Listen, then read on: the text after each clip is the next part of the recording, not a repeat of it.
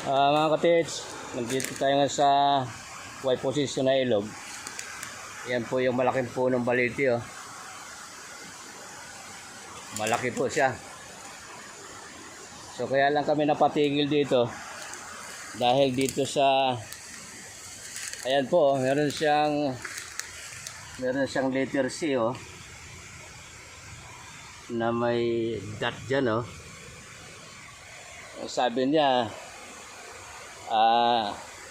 inside the rock or under the rock. So kaya ito nakatawag pansin sa akin yung nandito nang dumaan kami kanina. Kaya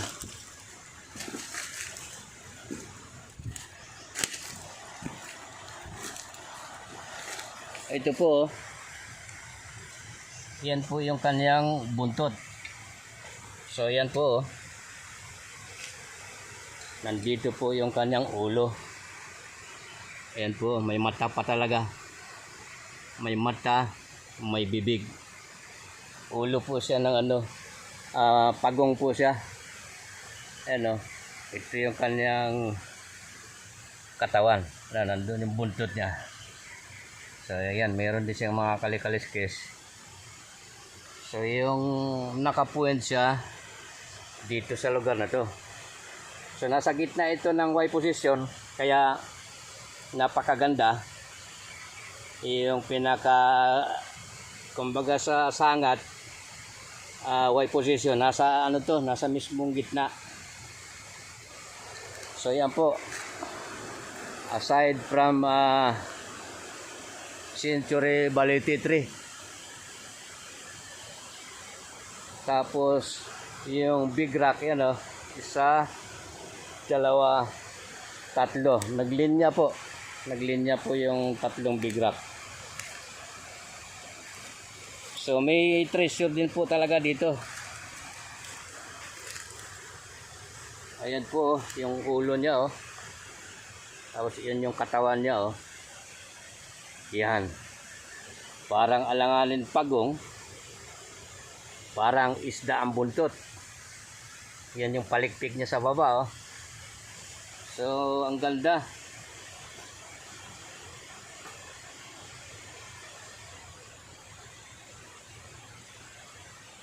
So mga katits, talagang itong lugar na ito ay tama yung sinasabi na may hapon na ipinisto doon sa tuktok para matanaw dito. So itong baliti na to, hindi naman matanaw to doon sa taas. Pero mayroon daw isang baliti pa yan doon sa may kinaingin. Ba John? Yung doon sa kay Dodong. Tapos mayroon ding isa dyan na namatay, malaki. So nakalinya yung punong baliti. Nandito tayo ngayon sa Y position. Nandun yung isang ilog, So nandito yung medyo malaki kaysa dyan. Pero yung operation natin sa taas pa. Ito kasi nakatawag pansin sa akin habang nasa daan kami, kasi nakita ko tong yan, yung tsura na yan, ayan, yan yung ulo niya, yan, pagong siya. Yan yung ulo niya, So kung susundan natin yung measurement niya dito sa lugar na to, ito dito ba dyan,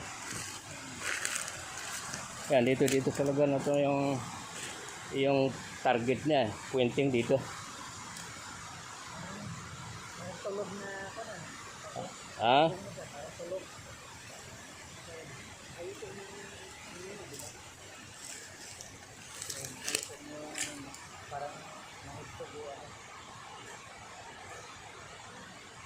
So yung ilalim naman ng bato, ang laki ng guwang,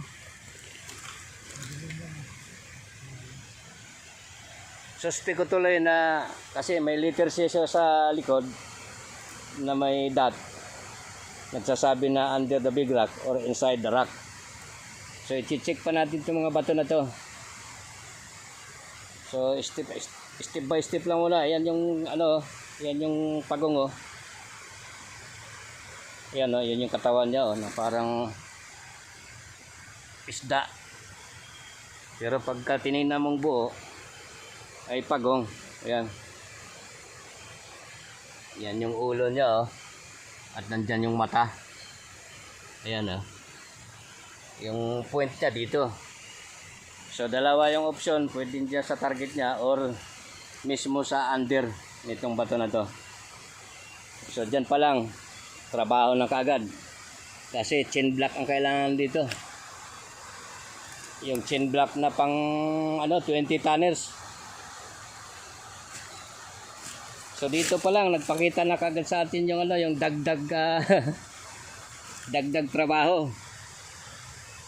So kasi nasa shop tayo nung nung Japanese treasure area. Kasi ang radius malamang nito malawak. At diyan sa baba marami pa rin diyang katulad nung last vlog ko, yung pinakita ko sa inyo na may pyramid doon doon kay brother. Kung napanood yung isang vlog ko. So ang plano sana natin ngayon ay yung dati naming operation doon. Pero mas maganda naman, may nakikita tayo dito na isang prospect. So madagdagan ngayon yung site natin. So isipin nyo yan, kalalaking bato na yan, i-check natin yung mga ilalim yan, mag-a-under tayo dyan. So dyan pa lang risky, may possibility na itong bato na to sadyang hinila dito. Yan yung ibabaw niya, oh. May sign pa yung ibabaw niya, oh, na pa liter din. Yan, parang pakawa.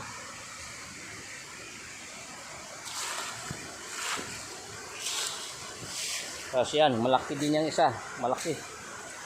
Magkasunod silang malaki. Saka yun, yung isang yan.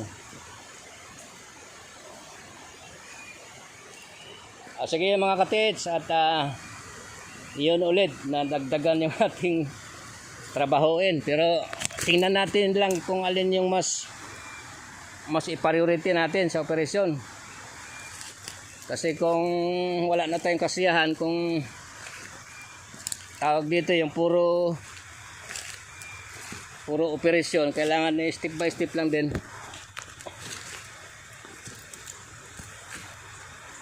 So sasalungan na kami. Dahil ang target natin talaga doon sa dati naming inoperate. Sige mga ka-farmer, katits, nababanggit ko tuloy yung farmer kasi kasi to, dalawa kasi ang sinasakop natin na sa YouTube channel natin, Tatang Farmer TH. So sa akin kasi ginagawa ko lang secondary itong treasure hunting. Hindi naman kasi pwedeng ubusin natin lahat yung panahon dyan.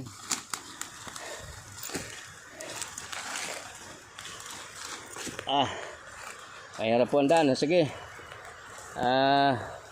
mamaya doon sa site mga ka-TH. Maraming salamat sa atin.